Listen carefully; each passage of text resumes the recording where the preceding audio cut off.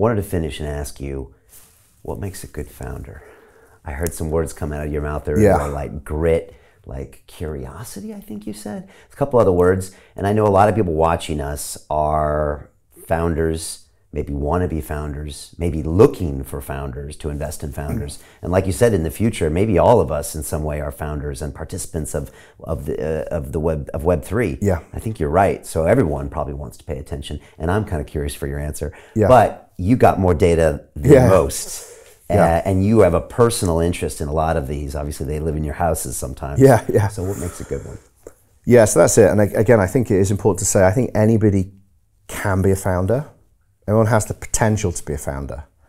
There are just certain founders that are better, right?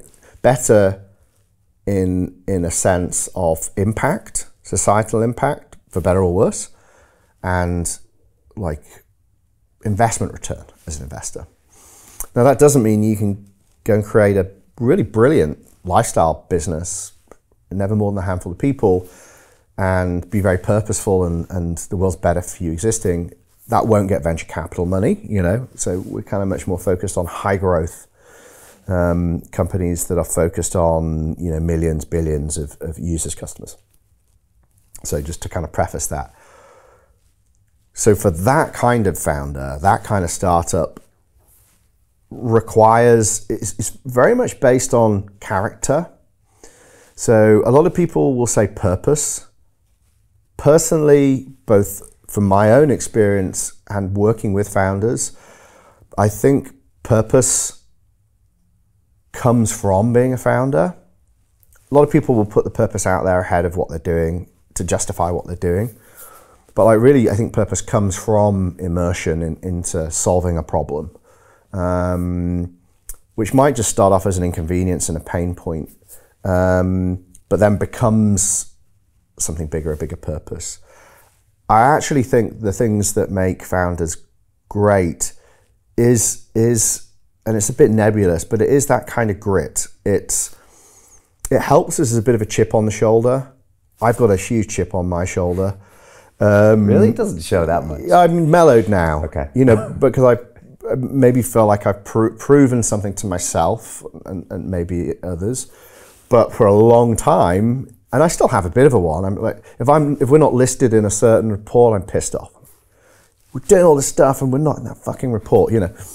So I'm still got that chip on my shoulder a little bit. We're in the UK. We're not taken seriously because we're not on the West Coast.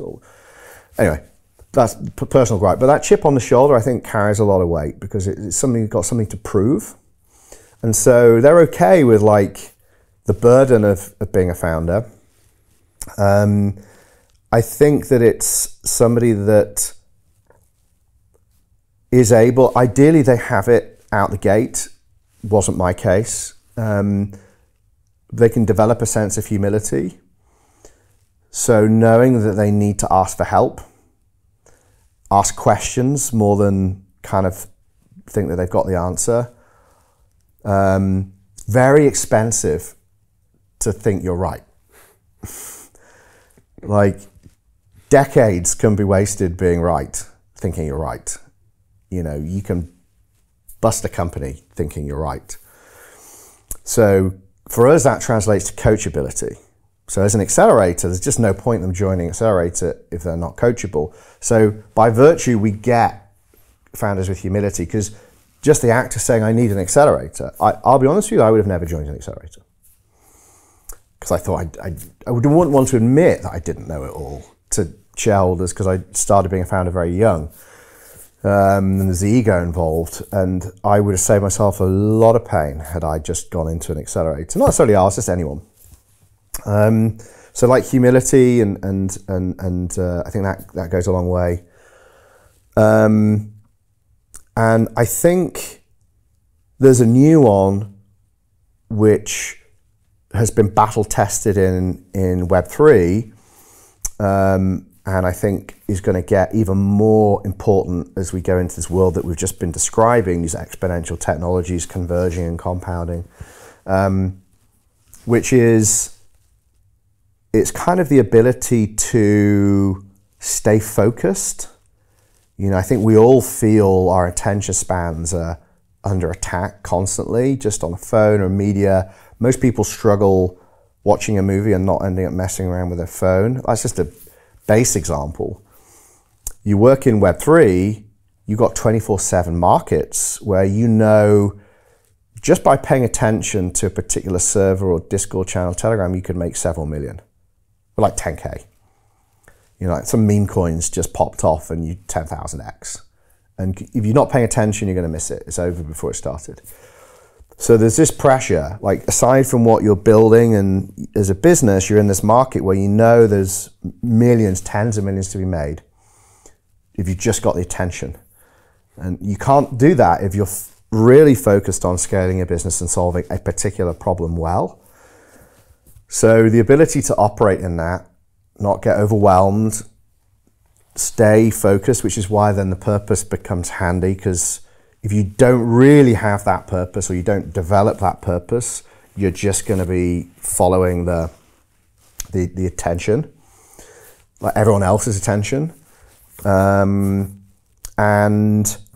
I think having the maturity to have a balanced life, to be able to be really successful.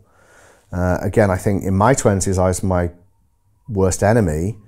You know, to counter the stress of being a founder, I was burning the candle at both ends, like drinking more than I should, and you know, going and trying to escape from the day-to-day being a founder, which made it harder to be a founder.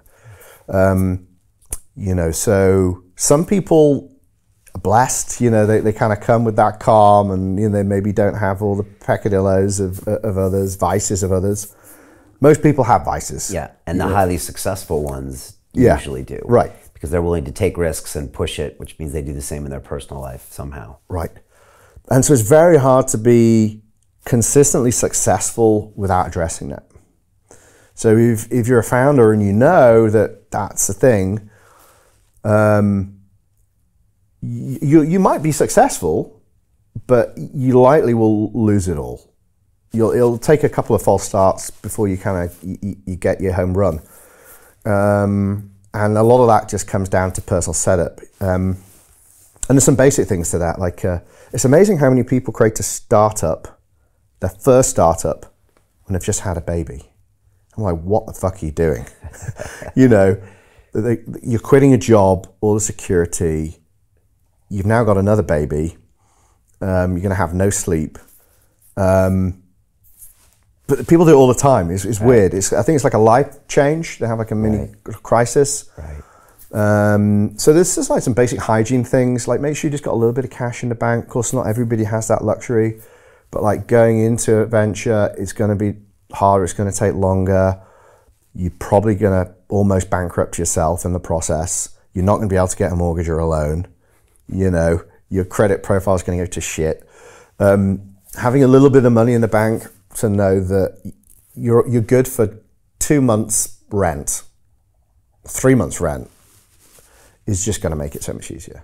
So Jim Rickards has just recorded a video that's not available to anyone in the public, and he's going to be talking about how this upcoming recession is going to be fast, it's going to be bloody, it's going to be nasty. But at the same time, he's going to show you how you can position yourself to profit from all of this chaos. Now, we've made this video only available to our viewers. Go to londonreal.tv/Jim. Watch that immediately. I can't say enough good things about Jim Rickards. He understands the global economic system better than any guest I've ever had on London Real.